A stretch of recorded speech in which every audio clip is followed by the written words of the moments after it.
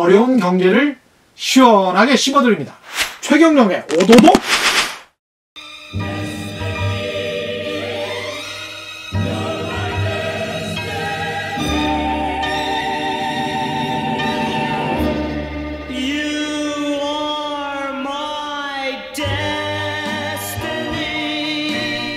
진실탐사는 최경영의 운명입니다.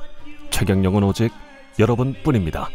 최경영의 경제쇼 플러스. 네, 안녕하십니까. 진실탐사 엔터테이너 최경영입니다. 주말에는 이익이 더블로 되는 최경영의 경제쇼 플러스 시작하겠습니다. 오늘은 신한 AI 자본 분석 팀장 오건영 팀장을 모시고 코로나 이후에 세계 경제를 파악하는 데 핵심이라고 할 수 있겠죠.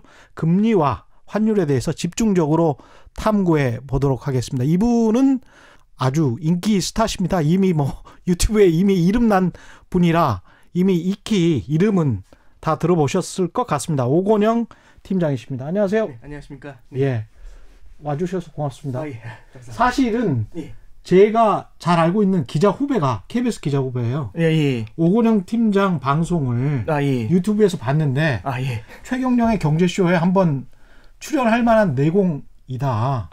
상당하더라. 그런 이야기를 하더라고요. 실망시켜드릴 것 같습니다. 그래서 기대가 큽니다. 오늘은 이제 코로나19 이후에 환율과 금리, 이게 우리가 자본시장 의 핵심이 환율과 금리라고 할 수 있지 않습니까? 네, 그렇습니다. 그렇죠? 네. 거기에 관해서 또 전공이시잖아요, 거의. 전공이라기보다는 그냥 열심히 그냥 공부만 했습니다. 그래요? 부끄럽습니다. 어떻게 보면.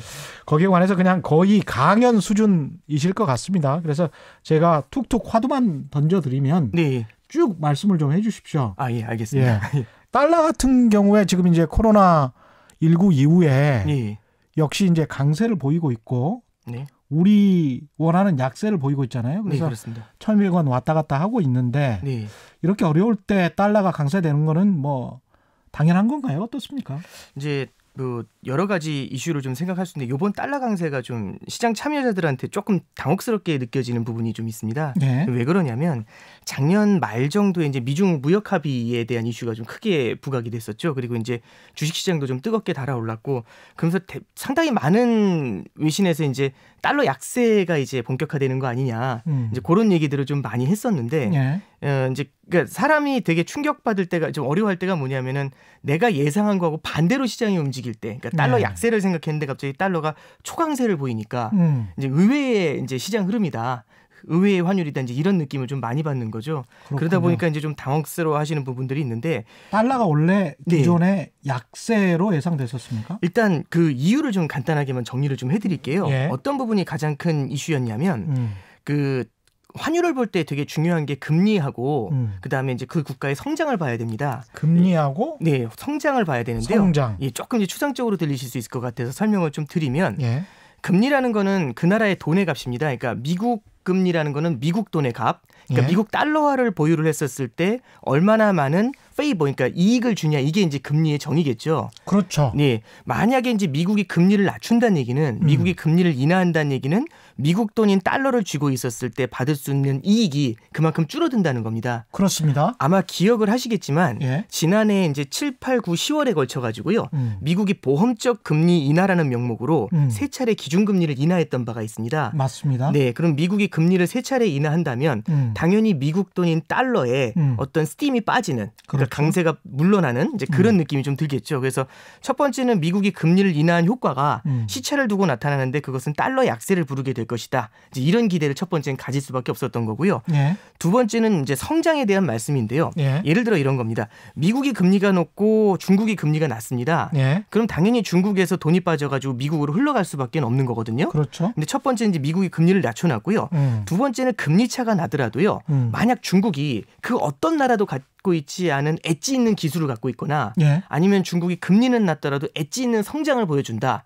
이러면은 엣지 있는이라는 경쟁력 있는? 그렇습니다. 그러니까 좀 이렇게 다른 나라보다 좀 이렇게 굉장히 좀 강하다. 강한 성장세를 보이고 있고 이 나라 아니면은 도저히 이 기술을 가지고 있지 않다라고 하면은 투자자들 입장에서는 금리 차가 준비되는 금리차가 고민이 되는 게 아니라 아 이거 중국 사야겠다. 그렇죠. 이제 이런 느낌이 들겠죠. 그렇죠. 그럼 중국에 있는 그 기술이나 중국에 있는 그 자산에 투자하려면 중국 돈을 사야 됩니다. 그럼 그렇죠. 달러를 팔고 위안화를 사서 중국의 자산을 사야겠죠. 그럼 그 과정에서 위안화에 대한 수요가 나타나니까 위안화가 가치가 올라갈 겁니다. 그러니까 말씀드리고 싶은 건 뭐냐면은 예를 들어서 환율을 볼 때 그 나라 통화의 가치를 볼 때 첫 번째는 금리를 말씀드렸지만 금리 이외에도 그 나라의 성장이 강하게 나오면 그 나라로 돈이 몰리게 된다. 그러면서 그렇겠죠. 그 나라의 통화가 강세를 보인다 이런 얘기입니다.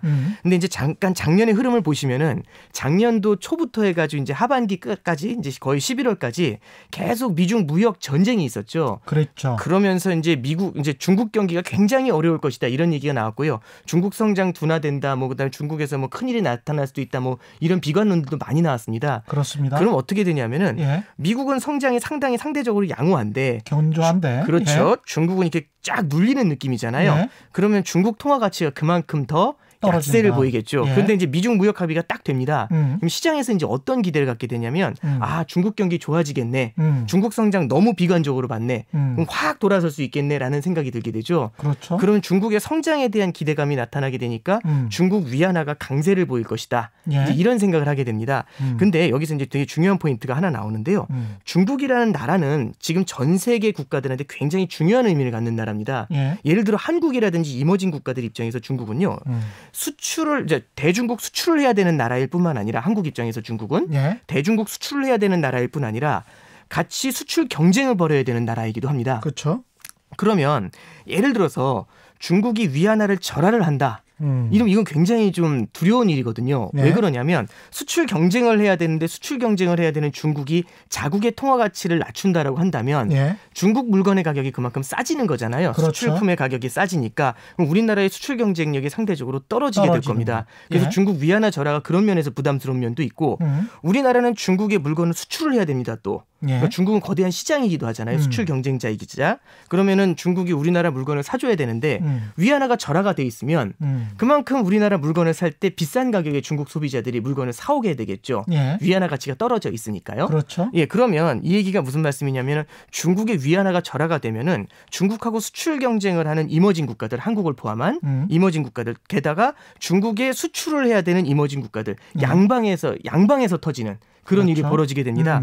그러면 이제 보시는 것처럼 양방에서 터진다는 게 첫 번째는 같이 수출 경쟁을 할 때 중국한테 밀리고요. 위안화 절하 때문에. 그다음에 중국에 수출을 해야 되는데 수출 경쟁이 아니라 중국에 수출을 해야 되는데 중국에 수출하는 물건의 가격이 위안화 절하 때문에 중국인들 입장에서는 비싸지니까 그만큼 수요가 줄어들면서 수입을 덜 하게 될 겁니다. 중국 사람들이. 세계 시장에서 중국 기업들에게 밀리고 중국 시장에서 중국 기업들에게 밀리게 된다. 네, 그렇죠. 중국에 수출을 할 때도 제품 이제 가격 경쟁력이 떨어지죠. 그렇죠. 양방에서 얻어 터지는 그런 일이 벌어집니다. 그래서 이머징 국가들 통화를 보시면은요, 중국 위안화가 절하되는데 되게 민감하게 반응을 하는 경향이 있어요. 전체적으로. 특히 우리나라 통화 같은 경우도 중국의 위안화하고 가치가 되게 비슷하게 움직이는 경향들을 보입니다. 그렇더라고요. 네, 그렇습니다. 그러니까 이런 면에서 그러니까 결국에는 우리나라 같은 경우도 대중국 그 경제 의존도가 좀 높은 편이죠. 높으니까. 네, 이런 면에서 이제 위안화 환율이 되게 이제 이머징 국가들의 환율을 볼 때 되게 중요하거든요. 근데 제가 무슨 말씀을 드렸냐면은 중국이 이제 미중 무역 합의 이후에 중국의 성장이 올라오면서 중국 통화인 위안화가 절상될 것 같다. 가치가 올라갈 것 같다. 중국의 성장이 나아주니까요. 그런 기대감이 모락모락 나옵니다. 그럼 중국의 지난해 연말에. 네, 그렇죠. 그러면은 중국 위안화가 앞으로 계속해서 강세를 보일 것 같다는 얘기는 그럼 다른 이머징 국가들 입장에서도 굳이 위안화하고 경쟁하기 위해서 자국 통화 약세를 만들 이유가 없죠. 네. 그럼 어떻게 되냐면은 전반적으로 달러가 약세를 보이게 되지 않겠어라는 생각이 든다는 겁니다. 네, 그렇습니다. 그래서 여기까지만 좀 이제 복잡하지만 정리를 해드리면 첫 번째는 미국이 금리를 인하했다. 그래서 이거는 달러 강세를 직관적으로 촉발할 것 같다라는 인식, 그런 기대가 생긴 거고요. 두 번째는 중국의 성장이 나아주니까 중국의 위안화가 절상이 되고 위안화 절상이 다른 나라 통화들의 가치 절상으로 이어지게 되면서 전반적으로 달러 대비 다른 나라 통화 가치가 절상되지 않겠냐, 강세를 보이지 않겠냐. 그럼 결론은 달러 약세. 이렇게 이제 기대를 하게 된 거죠. 기대를 그렇게 했었는데. 네, 그렇습니다. 지금의 상황은 정반대가 됐단 말이죠. 이 기대감이 제대로 망가졌죠. 이제 가장 큰 이유를 좀 말씀을 드리면요. 첫 번째는 이제 제가 금리 면에서 말씀을 드렸잖아요. 미국이 금리를 3차례 인하를 했는데요. 문제는 다른 나라가 금리를 더 많이 인하했습니다. 이러면 이제 그러니까 예를 들어서 미국이 예. 금리를 3번 낮춰도 그렇죠. 다른 나라가 금리를 5번 낮추면 예. 결국에는 미국이 상대적으로 그냥 보면 약간 어려우실 수 있겠지만 상대적으로 2번 금리를 인상한 거나 다름없잖아요. 그렇죠. 우리는 3번 낮췄는데 저쪽이 5번 낮추면 상대적으로 미국 금리가 다른 나라 대비해서 높은 거지 않습니까? 그럼 트럼프 대통령이 그래서 화를 내는 거고요. 네, 그렇습니다. 예. 네, 달러 약세 만들려면 금리를 계속 낮춰야지 뭔 짓 하는 거냐? 이제 이런 얘기를 계속 많이 하는 이유도 이제 그런 데 있는 겁니다. 그렇죠. 그리고 아니 금리가 우리는 낮출 놈이 별로 없는데요. 이러니까 하는 얘기가 양쪽 하나라도 해야 되는 거 아니냐? 페드는 미국 중앙은행은 계속 앉아만 있다. sit and sit 이제 이런 표현을 막 쓰고 난리를 부렸던 게 예. 이제 그런 데서 기인을 하게 되는 겁니다. 예. 예, 그러다 보니까 이제 결국에는 미국이 금리를 낮췄는데요. 예. 문제는 지금 전 세계적으로 금리 인하가 예. 굉장히 빠르게 나타나고 있습니다. 얼마 전에 이제 터키가요. 예. 0.5% 기준금리 인하를 했고요. 예. 그다음에 0.5% 한 방에? 예, 한 방에 0.5% 인하를 했는데요. 예. 터키 기준금리가 얼마나 25% 정도에서 지금 12.5%까지 거의 12% 이상 내려왔거든요. 아, 그래요? 기준금리를 굉장히 많이 내렸습니다. 예. 참고로 말씀드리면 브라질 같은 경우도 25에서 12? 예, 그 정도까지 내려왔습니다. 지금. 그러면 거의 절반을 네, 절반 가까이. 그러니까 한 번에 내린 건 아니고요. 작년부터 꾸준히 금리를 내리고 있습니다. 작년 하반기부터. 우리는 얼마나 내렸었죠? 지금 우리나라 같은 경우 작년에 0.25% 기준금리를 인하했죠. 한 번 내렸죠. 네, 그렇습니다. 근데 터키하고 우리나라는 조금 상황이 좀 다른 게 있는 게 예. 터키는 기존에 이제 문제가 있어가지고 기준금리를 극단적으로 좀 높여놨던 올렸다가 예, 그런 면이 좀 있고요. 예. 그걸 이제 해소시키는 것이 있고 예. 우리나라 같은 경우는 그 정도 레벨까지 기준금리를 올렸던 것은 아니니까. 그렇죠. 네, 그렇습니다. 뭐 그렇게 뭐 터키만큼 우리도 내려야 되는 그런 케이스는 지금도 아니고요. 상당히 저금리 아닙니까 우리나라? 우리나라는 굉장히 저금리죠. 그렇죠. 예, 우리나라 예. 같은 경우 지금 1.25%니까요. 그러니까요. 사상 최저금리를 현재는 기록을 하고 있는 겁니다. 예. 네. 근데 터키 같은 경우에 그렇게 한 절반 정도 25에서 12? 네. 뭐 절반 이상을 낮췄는데 네. 그렇게 되면 우리가 늘상 하는 말 있지 않습니까? 자본시장, 자본의 유출. 네, 그렇습니다. 뭐 이런 게 안 나타났습니까? 네, 이게 이제 요렇게 좀 해석을 하실 필요가 있어요. 되게 중요한 포인트를 짚어주셨는데요. 이머징 국가들은요, 함부로 자국 금리를 마구 낮출 수가 없습니다. 그러니까요. 예, 왜 그러냐면 예. 이제 이런 일이 벌어지는 거죠. 그러니까 예를 들어서 이머징 국가 같은 경우는 다른 나라의 달러를 갖고 있는 이머징 국가 자체가 돈이 그렇게 많지가 않습니다. 예. 그럼 투자를 하기 위해서는 돈이 필요한데 그럼 돈을 어떻게 하냐면 해외에서 이제 빌려오거나 그렇죠. 해외 투자를 예. 받아야 되거든요. 예. 그럼 해외 투자를 받는 플로우는 굉장히 간단합니다. 해외에 있는 투자자들이 달러를 팔고 그 나라 통화를 사가지고 그 나라에 있는 자산이나 그 나라에 그렇죠. 있는 공장이나 이런 걸 살 수 있게 투자를 해주는 게 그렇죠. 일단 가장 중요한 포인트가 되거든요. 예. 그래서 해외에 있는 투자자들은 예를 들어 터키에 투자를 한다. 그러면은 사실상 내가 갖고 있던 달러를 팔고 터키 통화를 사서 그 나라에 들어가 있는 겁니다. 예. 이게 이제 키인데 문제는 뭐냐면 그 나라의 금리가 낮아집니다. 그러면서 달러가 강세를 보여요. 미국 예. 경제가 너무너무 활활 타오르면서 달러가 강세를 보여요. 그러면 너도 나도 사실 미국 투자는 하고 싶거든요. 예. 아, 내가 터키를 왜 투자하지? 이런 생각을 하고 있는데 예. 문제는 뭐냐면 터키 통화 가치가 불안불안한 겁니다. 왜냐하면 달러가 상대적으로 강세니까 돈이 빠져나갈 것 같거든요.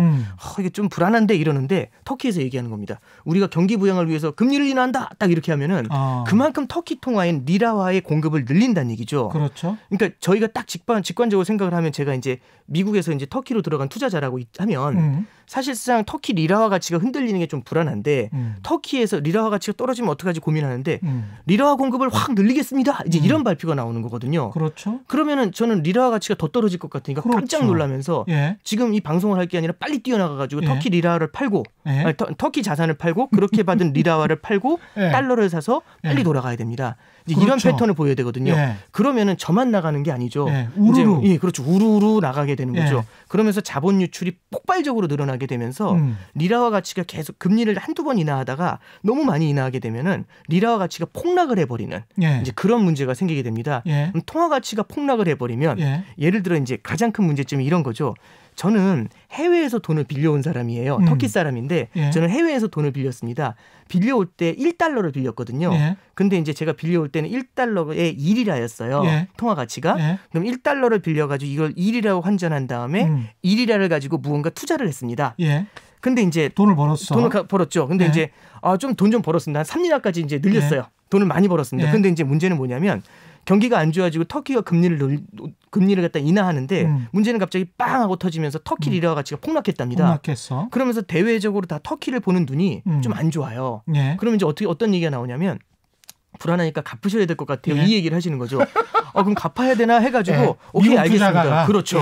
그럼 달러로 갚아라. 네, 그렇죠. 그럼 달러로 갚아야 되니까 돈을 많이 벌었잖아요. 1리라를 가지고 투자해서 3리라를 벌었는데 오케이 그래서 3리라짜리 자산을 팔고 이제 3리라를 손에 주었지 않습니까? 그럼 달러를 사서 1달러를 사서 갚아야 되는데 1달러에 6리라입니다. 이미 이런 거죠. 그때는 1리라였는데 지금 6리라가 된 거죠. 이런 소리가 들리죠. 그럼 이거 갚을 수가 없는 그런 문제가 벌어지는 겁니다. 갚아도 0.5달러밖에 못 갚네요. 그렇죠. 그렇죠? 그럼 이제 얘기하시는 거죠. 나머지는 어디 있어요? 이제 이 얘기를 하시는 거죠. 그럼 이제 저는 답이 없는 겁니다. 그러니까 이제 말씀드리고 싶은 건 뭐냐면 이머징 국가들 입장에서요.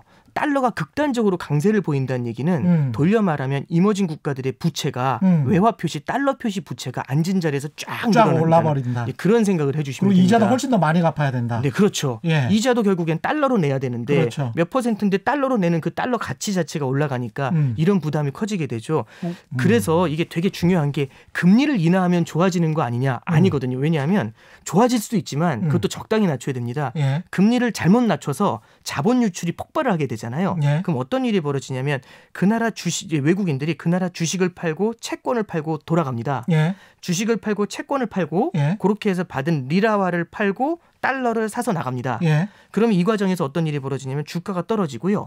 채권 금리가 그 채권 가격이 떨어지니까 금리가 뛰거든요. 그렇죠. 이렇게 설명을 해드릴게요. 이건 좀 이렇게 이론적인 내용이니까 예를 들어 이겁니다. 외국인들 다 도망가요.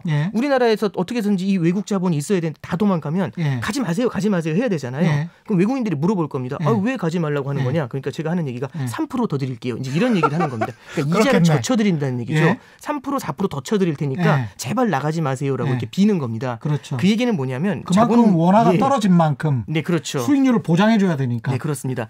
자본 유출이 세게 나온다는 얘기는 다른 얘기로 돌려 말씀드리면 무슨 얘기냐면은 그만큼 금리가 튄다는 얘기입니다. 그걸 나가는 걸 막기 위해서 시장 금리가 뛰어오르게 되죠. 그럼 잠깐 정리해드리면 터키는 경기를 살리기 위해서 이머징 국가들은 경기를 살리기 위해서 기준금리를 인하했습니다. 인하했어요? 근데 자본 유출이 폭발하면서요. 자본 유출이 폭발을 하게 되면서 해외에서 자본들이 빠져나가니까 오히려 시장 금리를 들어올리는 그런 일이 벌어지게 되는 거죠. 그러니까 결국에는 시중의 유동성을 풀어주기 위해서 금리를 인하했는데 더 많은 돈이 빠져나가면서 시장 금리가 폭등을 해버리는 이런 일이 벌어집니다. 그러면 여기서 이제 중요한 포인트가 하나 나오는데요. 그러면 기준금리를 인하했더니 금리가 오르더라. 오히려 그렇습니다. 오히려 유동성을 풀어줬더니 오히려 유동성이 더 많이 빠져나가더라. 이런 얘기를 하는 겁니다. 이걸 이제 조금 어려운 말로 뭐라고 그래서 터키 경제는 실제로 그런 일이 일어났어요? 그렇죠. 2018년도에 그 일이 있었던 거죠. 2018년도를 잘 기억을 해보시면 이제 좀 옛날 얘기 같지만 저는 2018년도 되게 가까워 보입니다만 2018년도 3월달, 4월달에 아르헨티나 이제 디폴트 선언을 해요. 그러면서 페소화 가치가 폭락을 하거든요. 근데 이제 아르헨티나 이후에 그 다음 타자가 이제 터키였습니다. 그래서 18년도 5월달, 6월달을 되돌아보시면은요. 그때 당시 이제 미국은 금리를 인상하고 있었고 터키에서는 자본 유출이 본격화되고 있었습니다. 그러면 이제 터키에서 자본 유출이 본격화된다는 얘기는 터키 입장에서는 돈이 나가는 걸 막아야 되잖아요. 그래서 기준금리를 그때 팍 올려요. 제발 가지 말라고. 그래서 얼마까지 올리냐면은 25%까지 기준금리를 들어 올렸던 겁니다. 그러니까 자본 유출이 폭발을 하니까 기준금리를 들어 올렸던 거고요. 그때 당시 리라와 환율이 원래 한 4, 5년 전에는 달러당 1리라 정도 됐거든요. 두 개의 리라화가 있으면 한 개의 달러를 살 수 있었습니다. 그런데 이제 그 2018년도에 자본 유출이 폭발할 때는 달러당 7리라까지 올라갔었어요. 7개의 리라가 있어야 1달러를 살 수 있습니다. 그래서 이게 이제 그 2018년도의 그림이죠. 그러니까 터키 같은 경우는 금리가 하늘에 떠 있었습니다. 25%로. 그러니까 그만큼 이제 약간 뭐냐면 자본 유출이나 이런 압력들이 작년에 미국이 기준금리 인하를 하고 유동성을 막 풀어주니까 달러 유동성을 막 풀어주니까 이 기준금리 높았던 것들을 자신 있게 낮출 수가 있었던 거죠. 낮출 수 있는 여력이 생겼다. 네, 그렇습니다. 그래서 지금 현재는 터키 경제는 그만큼 금리 인하를 할 수 있었던 거는 그만큼의 터키 경제의 환율에 관한 경쟁력이 생겼다 이렇게 볼 수도 있겠네요. 네, 그렇습니다. 뭐냐면 자본이 막 달러가 강세고 자본이 막 빠져나가고 전 세계적으로 달러가 부족하다. 미국이 금리를 인상하고 있고 이런 경우에는 터키가 함부로 금리 인하를 못합니다. 그렇죠. 왜냐하면 자본이 쫙 빠져나가니까요. 아까 말씀드린 것처럼. 그런데 예를 들어서 미국이 기준금리를 막 인하해 주잖아요. 그럼 터키 입장에서도 그리고 이제 달러 유동성을 막 쏟아내주면 페드가 막 달러 유동성 많이 쏟아준다고 이 얘기를 하잖아요. 뭐 일만 생기면 페드가 돈 풀어주겠네 이런 얘기 하잖아요. 달러 유동성이 전 세계적으로 막 돌아다니면 터키 입장에서도 금리를 조금 찔끔찔끔 내려도 자본이 확 빠져나가거나 그러진 않거든요. 그러네요. 그럼 이제 간을 보는 겁니다. 한 1% 낮춰봐. 한 다음에 25에서 24로 낮추고. 괜찮죠. 그럼 22로 낮추고, 빠지네. 예, 20으로 낮추고, 17로 낮추고 이러면서 쭉쭉쭉쭉 기준금리를 인하하는 그렇군요. 예, 그런 패턴을 보이는 겁니다. 그러니까 해외 자본의 유출입 동향을 보면서 네, 그렇죠. 계속 금리 인하를 할 수 있는 그 여력을 가늠해 본다. 네. 그렇게 해서 절반 정도까지 떨어뜨렸다. 네, 기준금리를 쭉쭉 그런데도 이제 겁니다. 터키 경제는 그냥저냥 살아가고 있다. 뭐 이런 이야기네. 예, 그렇죠. 이제 뭐냐면 이제 자본 유출이 일어난다는 얘기는 시중의 유동성이 부족한 건데요. 그래도 더 빠져나가니까 금리를 갖다 확 들어 올리는 거잖아요. 네. 그러면은 결국엔 내수 경제에서 기준금리가 25%인데 내수가 참 버텨주기가 굉장히 어렵겠죠. 그렇죠. 그래서 터키 같은 경우는 18년도에 마이너스 성장을 하게 돼요. 예, 성장률이 마이너스라는 건 이것도 되게 좀 심각한 일입니다. 그러니까 18년도 한 해가 네, 그렇습니다. 마이너스 예. 성장을 했었어요. 굉장히 큰 충격을 받은 거죠. 예. 예, 그러니까 이제 그때 당시만 해도 굉장히 어려웠었던 상황인데 이제 그래도 금리를 좀 낮추게 되니까 예. 25%보다는 12%가 그래도 좀 지금 우리 입장에서 보면 엄청난 금리지만 그렇죠. 그래도 숨을 좀 쉴 수는 있는 거잖아요. 그렇죠. 네, 그래서 이제 예. 이런 경우는 터키가 조금 숨을 쉴 수 있다. 이제 이렇게 정리를 해드릴 수가 있고요. 예. 이걸 갖다 이머징 국가 전체적으로 좀 보편적으로 말씀을 드리면 금리 인하에는요. 그러니까 네. 마냥 금리 인하 해야 된다 이렇게 얘기할 게 아니라 금리 인하에는 어떤 게 있냐면 실효 하한이라는 게 존재한다고 합니다. 실효 하한. 예, 이제 예. 또 어려운 얘기가 나오니까 예. 좀 이제 긴장되긴 하는데요. 예. 실효 하한이라는 게 뭐냐면 예. 실질적인 효과를 내는 하한이라는 게 존재한다는 예. 겁니다. 예. 그래서 금리를 만약에 예. 이 실효 하한보다 만약 밑으로 낮추게 되면 예. 아무런 오히려 효과가 없다. 효과가 없을 뿐 아니라 부작용이 커진다는 얘기죠. 부작용이 커진다. 예를 예. 들어서 기준금리가 터키 기준금리가 12%가 실효 하한이었다고 해보죠. 예. 여기서 무리해서 11%로 낮춥니다. 예. 그랬더니 자본 유출을 촉발하면서 시장 금리가 툭 튀어 올라가게 되면 예. 아까 시장 18년 같은 그렇죠. 상황. 예, 18년 같은 상황이 딱 벌어지면서 자본 유출을 촉발을 하게 되면은 이러면 금리 인하를 한 게 오히려 독이 돼 버린 거죠. 그러네요. 예, 그래서 예. 이제 한국은행에서도 기준금리 인하를 할 때 예. 기준금리의 실효 하한에 대해서 논의해야 된다, 고민해야 된다. 그리고 뭐 한국도 제로금리 갈 수 있는 거 아니냐 예. 이런 얘기를 할 때 기준금리의 실효 하한이라는 게 어디에 존재하는지 모르지만 마구잡이로 금리를 낮추는 거는 좀 신중하게 생각해야 된다. 예. 이런 얘기가 나오는 게 이제 그런 데서 이제 기인하는 겁니다. 아마 앞으로는 예. 제 생각에는 내년 내후년으로 갈수록 이 저금리 기조가 굉장히 좀 이제 뚜렷해지고 있잖아요. 예. 그러면은 이제 실효 하한이라는 단어를 제 생각에는 좀 자주 듣게 되시지 않을까라는 생각을 좀 합니다. 네. 결국은 그러니까 네. 세계 경제, 우리도 지금 이머징 환율 시장에서는 이머징 마켓으로 분류가 되는 거죠. 네, 그렇죠. 예. 네. 환율 시장에서는 이머징 마켓으로 분류가 되고 위안화와 동조를 하고 있는 그런 시장인데 네, 그렇습니다. 그런 상황에서 우리가 어느 정도 정책적인 여력을 발휘할 수 있으려면 그러니까 네. 금리를 뭐 경기가 안 좋았을 때 금리를 인하할 수 있으려면 기본적으로 미국 페드가 네, 그렇습니다. 연방준비은행이 네. 좀 돈을 풀어주는 정책을 계속 시행하는 게 네. 우리로서도 여력이 훨씬 더 커진다. 네, 뭐 이제 그런 케이스죠. 이제 그런 이머징 거죠. 국가들이 예. 전체적으로 금리를 인하할 수 있는 룸이 생기는 건데요. 예. 근데 이제 이번 같은 경우 조금 좀 신중하게 보셔야 될 게 예. 작년도 이번 같은 경우라는 게 이제 코로나 최근에 19. 예, 그렇죠. 이제 그 최근의 시기를 두고서 보는 건데요. 예. 작년도 보시면 7, 8, 9, 10월 그러니까 4개월에 걸쳐서 3차례 기준금리 인하를 했다고 말씀드렸어요. 예. 미국이 3번 기준금리를 인하를 했는데 문제는 뭐냐면 그 이후에도 지금 기준금리 인하 행렬이 계속 이머징 국가들에서는 이어지고 있다는 거죠. 예. 미국이 금리를 낮출 때 낮추는 거는 그만큼은 괜찮을지 모르겠는데 지금 더 많이 낮추고 있는 겁니다.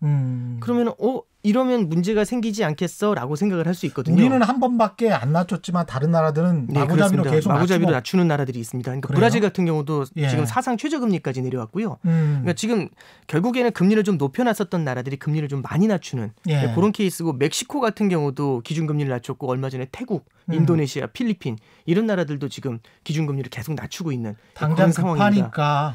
그 이제 급한다는 거는 내수 경제에 초점을 맞추는 것도 있겠지만 오히려 이제 이런 케이스죠. 그 지금 시장 상황을 갖다가 이제 재작년부터 이어져 왔었던 시장 상황 중에 굉장히 중요하게 보셔야 될 게 무역 전쟁이라는 단어하고 환율 전쟁이라는 단어를 좀 보실 필요가 있어요. 그렇죠. 예. 예. 근데 이제 무역 전쟁에 대해서는 많이 좀 인식을 하고 계시지만은 이 미중 무역 합의랑 트럼프가 하도 트위터에서 많이 얘기를 하니까 아마 미중 무역 전쟁은 되게 많이 인식을 하고 예. 계시는데 환율 전쟁 쪽에 대해서는 이렇게 인식이 이렇게 뚜렷하게 좀 어떤 건지는 아시지만은 예. 뚜렷하게 잡히지 않은 경향들이 좀 있으실 거예요. 예. 이런 겁니다. 그러니까 전 세계적으로요. 물건을 살 수 있는 사람하고 팔 수 있는 사람들이 있습니다. 그렇죠. 근데 요즘 이제 물건을 사려면 예. 소득이 있어야 되잖아요. 소득이 있어야 물건을 사죠. 예. 근데 문제는 뭐냐면 지금 보면은 전 세계적으로 저성장입니다. 그럼 소득이 별로 없다는 얘기잖아요. 그렇죠. 그럼 물건을 사려면 어떻게 해야 되냐면은 빚을 늘려가지고, 그러니까 미래의 소득을 땡겨서 물건을 사야 됩니다. 그러네요. 근데 아마 이제 뉴스에서 보셔서 아시겠지만 전 세계적으로 부채가 어마어마하다. 이런 얘기들이 많이 나오고 있죠. 그럼 빚더미에 앉아 있는 상태에서 제가 소비를 더 한다. 내수 소비를 더 키우면서 물건을 사면서 성장을 한다. 예. 이게 쉽지가 않거든요. 불안하죠. 네, 그러니까 예. 성장을 하려면 결국 수출로 성장하거나 내수로 성장하는 수밖에 없습니다. 근데 내수로 성장하려면 빚을 늘려야 되잖아요. 예. 이건 부담스러운 겁니다. 예. 경기도 안 좋은데. 예. 그럼 어떻게 성장하면 되냐면 나는 빚을 내지 않고 누군가 내 물건을 사주면 좋은 거죠. 그렇죠. 그러면 이 얘기는 뭐냐면 어려운 말로 대외 수요가 존재하면 됩니다. 예. 우리나라 국내 수요가 아니라 대외 수요가 존재하고 그 대외 수요에 우리 물건을 수출을 하면 좋은 거죠. 그렇죠. 그러면 이제 딱 이 판이 벌어지는 겁니다. 뭐냐면 예. 전 세계적으로 저성장이 오니까 이거는 지금 보니까 미중 무역 전쟁도 있고 이거 쉽지 않겠다.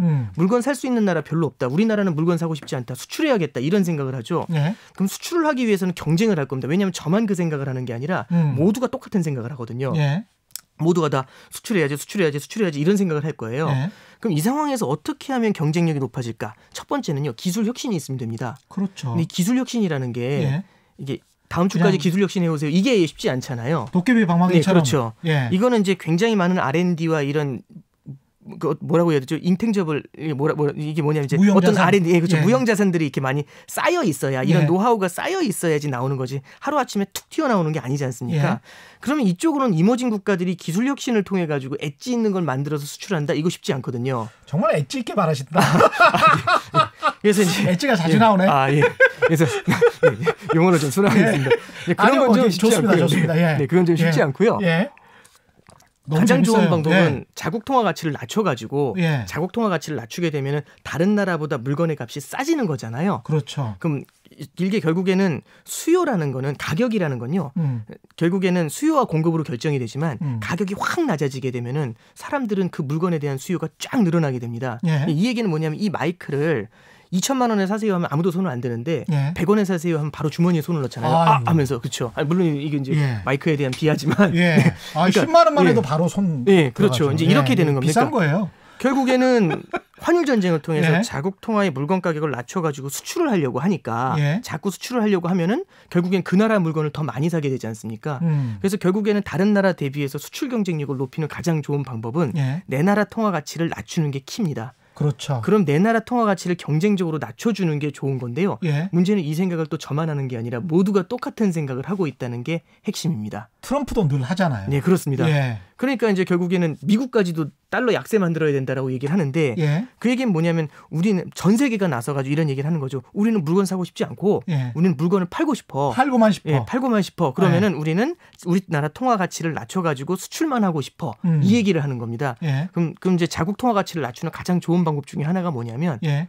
그 나라 돈의 값을 낮추면 되죠. 그렇죠. 돈의 값이 이제 금리라고 말씀을 드렸습니다. 예. 그래가지고요. 예. 기준금리를 갖다가 이머징 국가들이 내수 성장에 포커스를 둔다기보다는요. 예. 기준금리를 낮춰가지고 자국 통화의 가치를 낮추는 전략, 예. 환율 전쟁을 극단적으로 밀고 가는 전략, 예. 이런 전략들을 지금 쓰고 있는 것으로 그렇게 좀 생각이 좀 됩니다. 근데 이게 네. 이제 리니어하게 직선형으로는 쭉 말씀을 쫙 해서 네. 일목요연하게 전개가 되는데 네, 당장 이제 떠오르는 생각이 아니 소득이 늘지 않는 상황에서 네, 그냥 임금을 또 올려줘야 네, 수출을 아무리 많이 해도 네. 마진이 별로 남지 않고 네. 매출은 막 이렇게 성장을 했단 말이죠. 근데 네. 워낙 돈값이 지금 말씀하신 대로 싸요. 네, 그렇습니다. 돈값이 너무 싸서 100원에 팔아야 되는데 네, 그냥 50원에 팔았어. 근데 50원에 팔고 나서 내가 사용한 노동, 내가 사용한 자본에 관해서 그 돈값과 네, 노동값을 지불을 해야 되는데 네. 그 지불하기가 쉽지가 않아. 네, 그렇게 되면 이제 내핍을 하게 되는 거잖아요. 네, 그렇죠. 그게 이제 한정없이 그렇게 계속 이어질 수가 없는 거니까. 네, 그렇죠. 예. 일단 되게 중요한 포인트를 말씀해 주셨는데요. 예. 근데 이제 첫 번째로 환율 전쟁을 하는 나라들 입장에서는 가격도 이제 결국에는 그 어떤 이익을 볼 때는 가격하고 수량을 같이 봐야 되지 않습니까? 그렇죠. P 곱하기 Q를 같이 봅니다. 예. 그게 지금 말씀해 주신 건 뭐냐면 P가 떨어지는 거 아니냐 예. 이 말씀이신데 만약에 가격이 낮아지게 되면은 결국에는 수요가 더 늘어나게 되는 Q를 늘려가지고 다른 예. 나라의 시장을 내가 점유해가지고 예. 더 많이 팔면 예. 저는 살 수 있겠죠. 물론 다른 나라는 죽어나가는 근데 지금 상황이 이제 세계 네. 경제가 그래서 네, 그렇습니다. 서로 간에 막 물량을 내놨어요. 네. 그러니까 이제 공급 과잉이 되면서 네. 제가 사실은 지금 신고 있는 신발이 네. 12만 7천 원짜리였거든요. 네. 프라이스택의 가격표에 이게 메이커예요, 메이커. 국산 메이커인데 12만 7천 원인데 네. 그걸 얼마에 샀냐면 2만 5천 원에 샀어요. 아, 예. 아, 예. 2만 5천 원에 네. 이게 어떻게 가격이 이런 가격이 존재하지? 라고 하니까 대형몰에 가보니까 그렇게 막 팔아요. 아. 국내 대기업 브랜드인데 네. 2만 5천 원에 팔더라고요. 운동화처럼 생긴 괜찮아요. 지금 이게 보여드릴 수도 없고 자우지가 뭐 그런데 그러면 가격이 한정없이 떨어진단 말이죠. 네, 원래 10만 원짜리 했던 거를 2만 5천 원에 팔면 그걸 그 정도의 가격을 못 받은 노동자나 사장님은 네. 어떻게 이제 먹고 삽니까? 그러니까 아까 전에 네. 말씀드렸던 것처럼 아무리 많이 판다고 하더라도 수출을 하게 되면은 제가 예. 벌어들인 건 달러입니다. 예. 달러 가치 자체는 보존이 돼 있잖아요. 오히려 그렇죠. 달러 가치는 강세가 돼 있잖아요. 그래서 P에서 떨어지는 건 그렇게 크지가 않고 오히려 Q가 늘어나는 건데요. 예. 지금 질문해 주신 건 사실상 되게 본원적인 질문을 해 주신 거예요. 예. 환율 전쟁의 끝에는 무엇이 기다리고 있는가에 대한 질문을 해 주신 건데 그러니까 이렇게 직관적으로 생각을 해 주시면 됩니다. 어떤 공포 분위기를 조성하려는 건 아니고요. 예. 그러니까 환율 전쟁이 너무 극단으로 몰고 가서 예. 이게 진짜 답이 안 나오는 정도까지 가면은 보시죠. 그러니까 전 세계 모든 나라가 예. 내 나라 물건을 팔려고 합니다. 전 세계 모든 나라가 그렇죠. 내 나라 물건을 팔려고 합니다. 피자 파이가 있어요. 예. 피자 파이가 이렇게 동그랗게 하나 있는데 이 파이가 커지질 않아요. 오히려 조금씩 줄어들고 있습니다. 그럼 예. 파이가 커지지 않는 상태에서 저는 작년보다 더 많이 먹고 싶습니다. 파이가 예. 커지지 않는데 그럼 어떻게 하면 남의 걸 뺏어오면 되거든요. 그렇죠. 그러니까 사실 지금 질문해 주시는 거는 만약에 제가 환율 전쟁을 통해 가지고 남의 걸 더 많이 뺏어오면 다른 나라들은 더 힘들어지는 거죠. 그렇죠. 결국은 다른 나라는 훨씬 더 궁핍해지는 겁니다. 예. 그런데 문제는 뭐냐면 예. 만약에 다른 나라도 그럼 가만히 있지는 않을 거잖아요. 그렇죠. 그럼 모두가 환율 전쟁을 하면서 어떻게든지 더 빼어 먹으려고 하면은 예. 피자 파이가 계속 줄어듭니다. 그렇죠. 아무도 수요가 되지 않고 모두가 팔려고만 하잖아요. 예. 그럼 결국에는 내 마진을 깎아먹으면서 경쟁을 해야 되는 거거든요. 아무도 소득이 늘어나지 예, 않아. 그렇죠. 아무도 소득이 늘어나지 않으니까 소비가 늘어나지 않아. 네. 그런데 계속 공급은 해. 네. 싼 가격으로. 예. 극단에 가면은 예. 결국엔 수요라는 건 없고 모두가 공급만 합니다. 음. 가격이 떨어지겠죠. 가격이 값없이 떨어집니다. 과잉 공급 때문에. 그렇죠. 그럼 그 제품의 가격이 떨어지면은 기업의 마진이 줄어들겠죠. 그렇죠. 기업의 마진이 줄면 고용이 줄 겁니다. 예. 고용이 줄면 개인의 소득이 주니까 그만큼 수요가 줄어들죠. 그렇죠. 수요가 줄면 가격이 더 떨어지죠. 그렇죠. 그럼 기업의 마진이 줄고 예. 이게 돌아가는 겁니다. 무한 반복으로 계속 돌아가죠. 그래서 어쩔 수 없이 해고해야 되고. 네, 그렇습니다. 그러니까 예. 결국엔 이게 뭘 말씀드리는 거냐면 과거에 보면은 이제 대공황 때 있잖아요. 예, 대공황 때 보시면은 전 세계적으로 이제 무역 전쟁도 굉장히 강하게 일어났었고요. 예. 환율 전쟁도 강하게 일어났었던 그런 경험이 있습니다. 그때 이게 대공황 때가 사실은 보호무역 기조가 아주 강세였던 네, 그렇죠. 상황이었잖아요. 그러니까 뭐 예. 아주 직관적으로만 러프하게 설명을 해드리면 미국의 공항이 전 세계의 대공항으로 번지게 되는데 예. 미국의 공항이 생기면서 미국 기업들이 굉장히 힘들어집니다.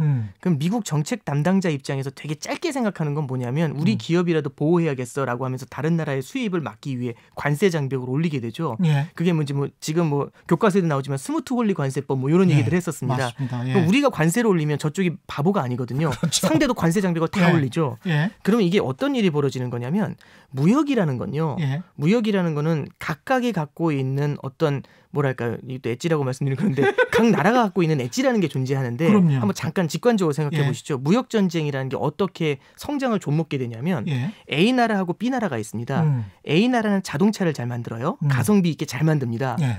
B 나라도 마찬가지로 가성비 있게 핸드폰을 잘 만들어요. 유치해 보이지만 한번 들어보시면 리카르도의 비교 그렇죠. 우위. 비교 예. 우위죠. 예. A 나라는 자동차를 정말 잘 만드는데 그러면은 너무 품질이 좋은 자동차를 낮은 가격에 생산을 해서 B 나라에 넘깁니다. 예. 그럼 가격이 싸다는 얘기는 그만큼 수요층이 늘어난다는 얘기죠. 그렇죠. 그럼 더 많이 그 물건을 사요. 그 자동차를. 그러면 기업들 입장에서 더 많이 투자를 해서 더 많이 생산을 늘리게 되겠죠. 예. 그러면서 오히려 가성비는 더 좋아지는 그렇죠. 그런 선순환의 플로우로 들어갑니다. 예. 그러니까 결국에는 각각이 엣지 있는 제품을 수출했었을 때 오히려 시장 전체의 파이가 더 커지는, 시장 전체의 수요가 더 커지는 그렇죠. 그런 이제 현상이 나타나죠. 예. B나라 입장도 똑같습니다. 예. 핸드폰을 수출을 하잖아요. 예. 엣지 있는 핸드폰, 가성비 높은 핸드폰을 수출을 하면은 예. 당연히 그만큼 사람들이 더 많이 사려고 할 겁니다. 그래서 무역을 하게 되면은 기존보다 수요가 더 많이 늘어나는, 성장을 맞습니다. 더 키우는 그런 케이스가 되는데 예. 자, 이제부터 무역전쟁 딱 자르는 거죠. 교역 없음 그러면은 A나라가, 자동차에 엣지 있는 A나라가 핸드폰을 만듭니다. 예. 핸드폰을 만들었더니 벽돌 같은 걸 만들어요. 그리고 가격도 엄청 비쌉니다. 그러면은 가성비 다 떨어지잖아요. 그렇죠. 그만큼 수요가 쪼그라들게 되겠죠. 예. B나라 입장에서도 B나라 핸드폰 잘 만드는 나라가 자동차 만듭니다. 예. 당연히 수요가 쪼그라들게 되겠죠. 그럼 시장 전체 파이가 확 줄어드는. 그렇죠. 그러니까 이제 이런 겁니다. 1 더하기 1이 예. 원래는 교역이었는데 2였는데 예. 그냥 1, 1로 나눠줬으니까 그냥 2 아니냐. 그게 아니란 얘기죠. 예. 1 더하기 1이 아니라 둘이 붙으면서 엣지 있는 것들이 붙으면서 4를 만들었는데 이 둘이 떨어지면서 4가 2로 쪼개져 버리는 예. 그런 일이 벌어지는 게 무역전쟁에 대한 얘기입니다. 이게 역사적으로 봤을 때도 사실은 네. 우리는 수출 주도 성장 전략을 폈지만 지금 항상 환율에 관해서 문제가 되는 국가들이 이제 남미잖아요. 네. 남미는 수입 대체 산업을 했단 말이죠. 그래서 남들도 만드는 거를 우리도 만들자 이렇게 한 거예요. 그래서 남들이 만드는 제조업을 우리도 투자하자. 대신에 우리는 자원이 있으니까. 그럼 자원과 관련해서 엣지 있게 이렇게 갔어야 되는데 다른 거를 쓸데없이 이제 하다 보니까 네, 그렇죠. 예. 그러다 보니까 이제 망해버린 케이스가 이제 남미의 대부분의 나라들인데 그걸 어떻게 보면 트럼프 대통령이 네. 미국 제조업의 현재 경쟁력은 생각하지도 않고 네. 지나치게 밀어붙이고 있는 거 아닌가 그런 생각도 좀 들고요. 네. 예.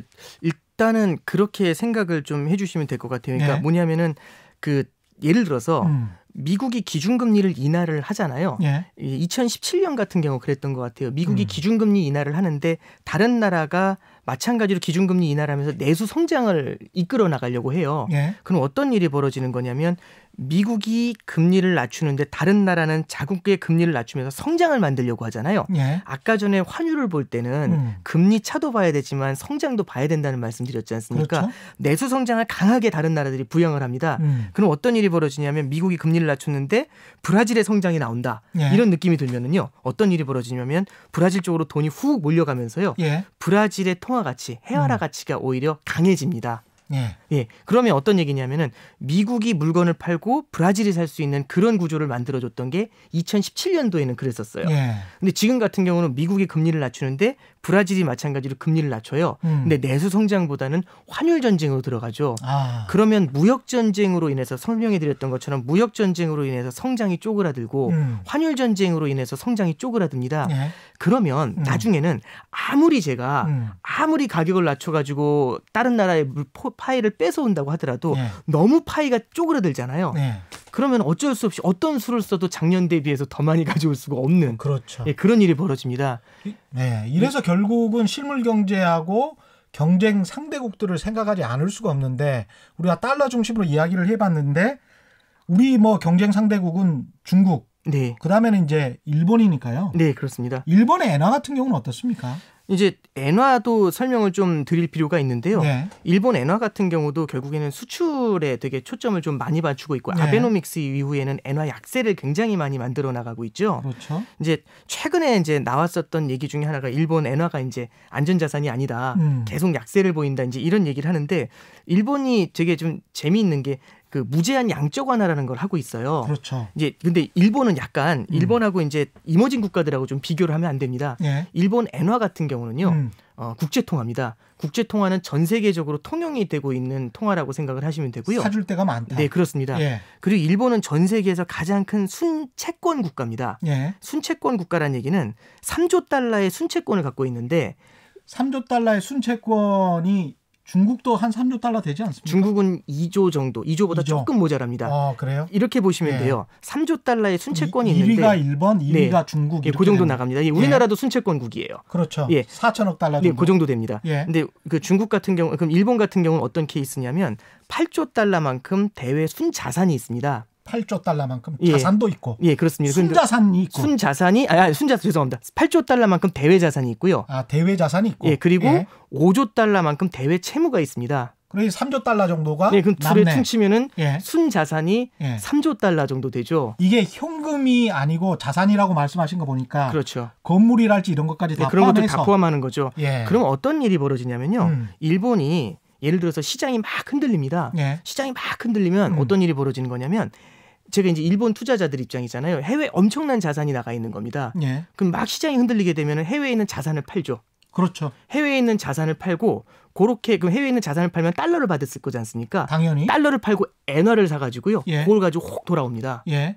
그래가지고 이제 일본으로 달러 엔화가 이제 다 흡수돼 들어가거든요. 그렇죠. 다시 정리해드리면 예. 전 세계에 나가 있던 엔화가 시장이 불안해지면 확 다 되돌아오는 이제 그런 그림이 나오는 거죠. 예. 그러면은 시장이 불안해지면은 시중에 있는 엔화가 자취를 감추게 되면서 엔화가 강세를 보이게 되거든요. 언제든지 그러니까 엔화 강세를 만들 수 있는 순자산을 가지고 있다. 그렇습니다. 네. 실탄을 가지고 있는 상황에서 예. 계속 엔화 약세를 만들고 있다. 네, 그렇습니다. 그렇군요. 예, 지금은 엔화를 막 시중에 공급을 하면서 엔화 약세를 의도적으로 좀 만들어 나가는 과정이 있는데요. 예. 만약 시장이 궁극적으로 흔들린다라는 예. 그런 인식이 강해지면은 엔화가 초강세로 돌아설 수 있거든요.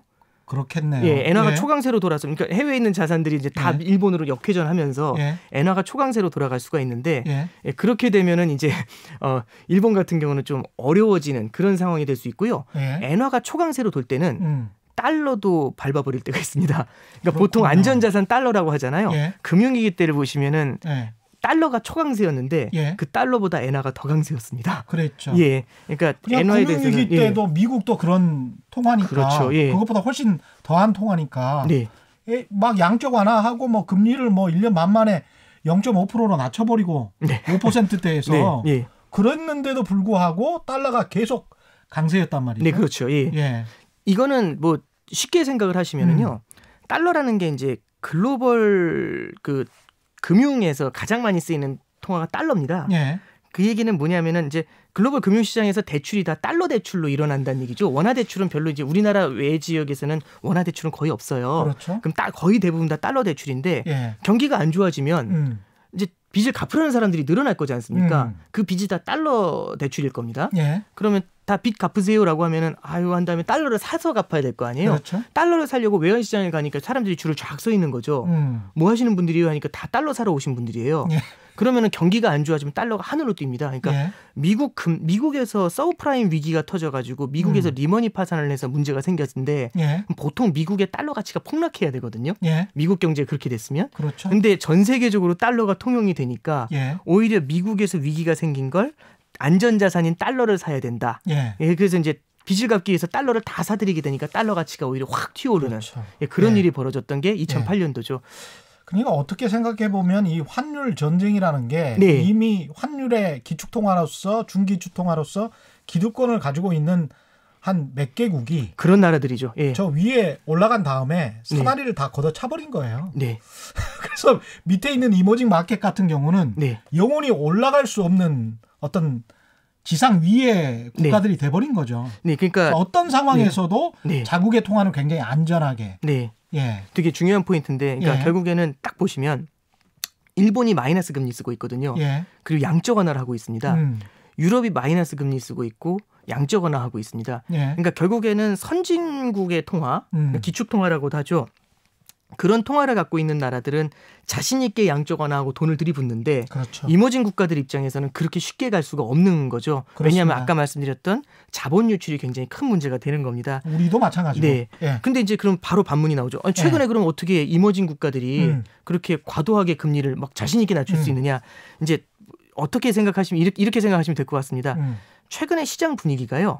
굉장히 미국 중앙은행에 대해서 굉장히 뭐랄까요, 좀 이렇게 쉽게 생각한다. 아직 조금 좀 표현이 이상한 것 같고요. 미국 중앙은행이 문제가 생기면 좀 문제가 생기면 금리를 인하해 줄 거야. 이제 이런 기대감이 되게 큰 것 같습니다. 예. 이게 왜 그런 거 하니 작년 1년을 잠깐 좀 볼게요.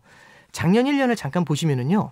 2018년도 4분기에 글로벌 금융시장이 미국 주식시장도 크게 흔들렸습니다. 예. 그랬더니 이제 FRB가 깜짝 놀랐죠. 미국 중앙은행인 페드가 깜짝 놀라서 그 2019년도 1월이죠. 작년도 1월 달부터 기준금리 인상 멈출게요. 라고 얘기합니다.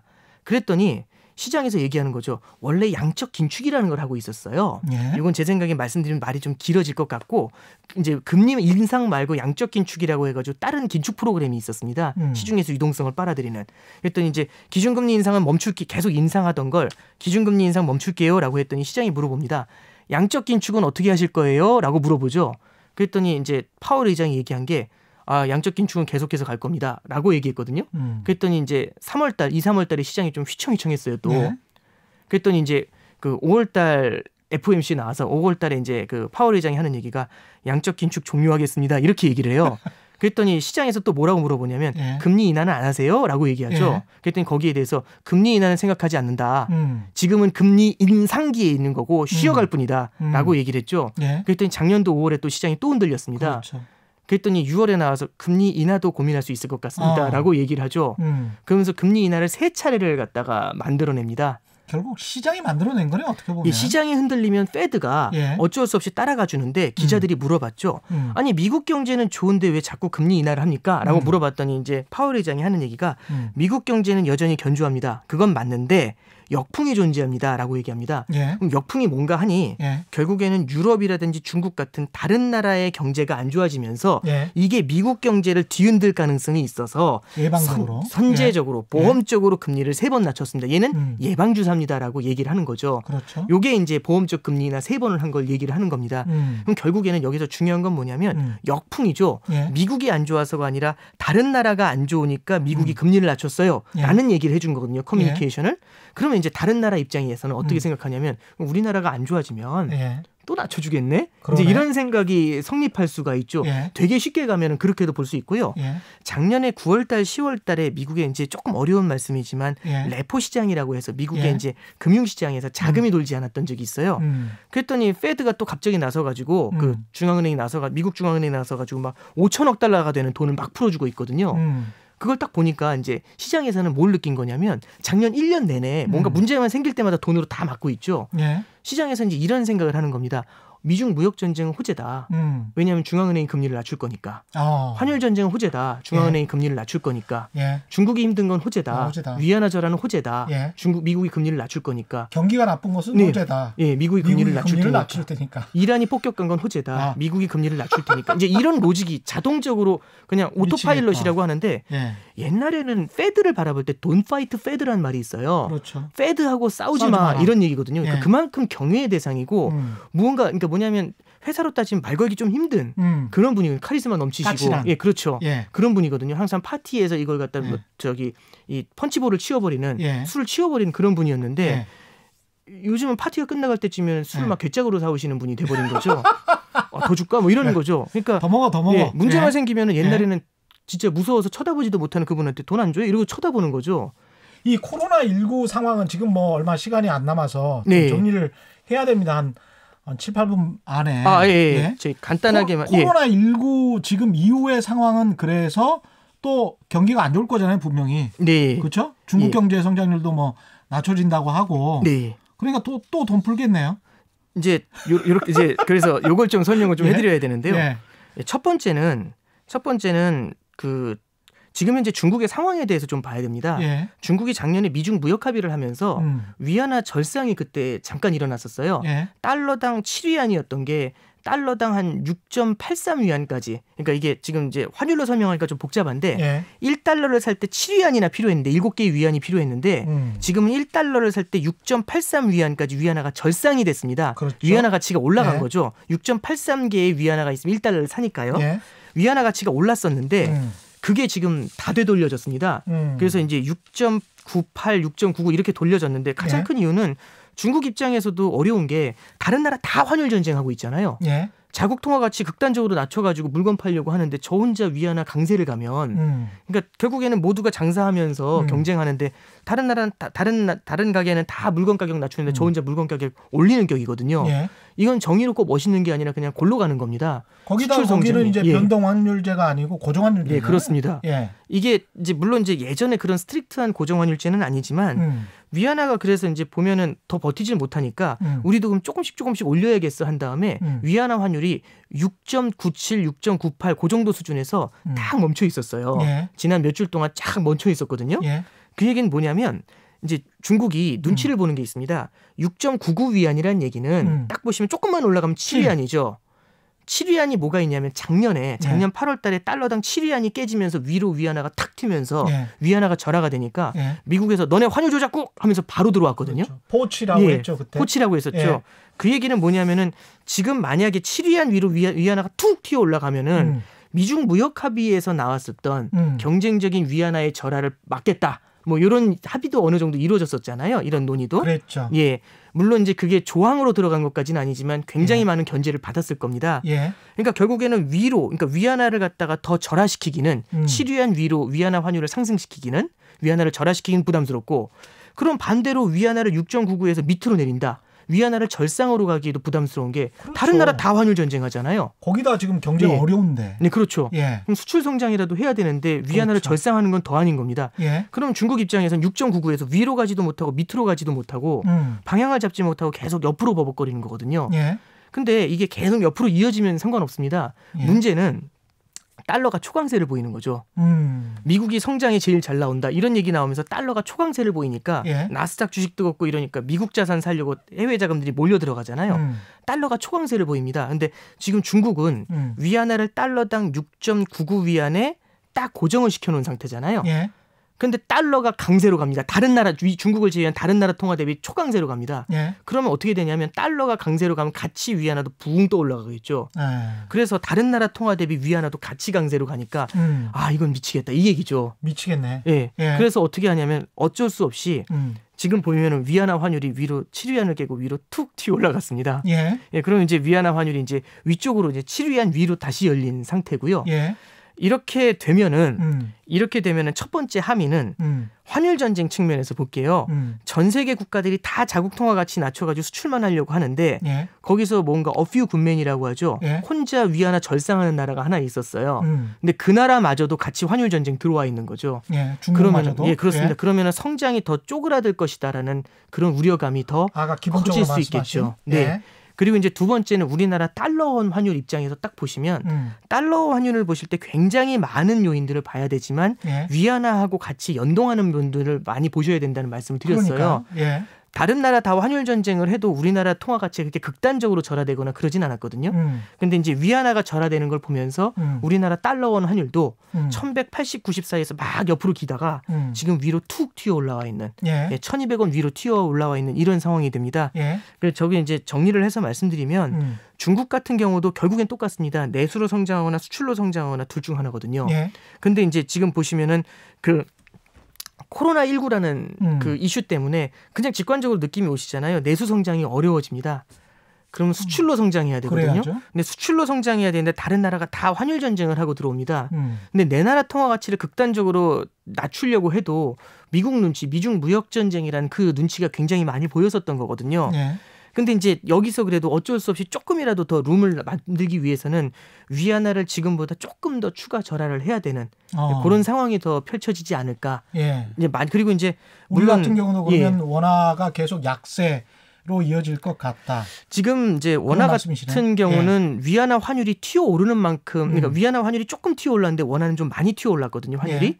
그래서 위안화가 절하되는 것 따라서 아주 많이 튀거나 그러진 않을 것 같은데요. 그래도 당분간은 1200원대 위에서 원달러 환율이 조금 더 유지가 되지 않을까. 그렇게 좀 현재는 좀 생각을 하고 있습니다. 상대적으로 보면 수출 기업들의 경쟁력은 뭐 괜찮아질 수도 있겠다. 돈의 가치가 싸지니까. 이게 참 아이러니한 건데요. 돈의 가치가 싸지더라도 만약에 전 세계적으로 성장의 파이가 줄어들면서 수요가 줄어들게 되면은 이러면 조금 이제 오히려 그게 그렇게 좋은 요인이 되지 않을 수도 있습니다. 지금 마지막으로 지금 이 추세대로 말씀하신 대로 환율 약세고 금리는 인하를 제한적으로 할 수 있는 그런 상황이라면 일반 투자자들이 관심 가져야 하는 투자처는 어디가 될까요? 첫 번째는 금을 좀 관심을 가지실 필요가 있는데요. 금 가격이 많이 올랐습니다.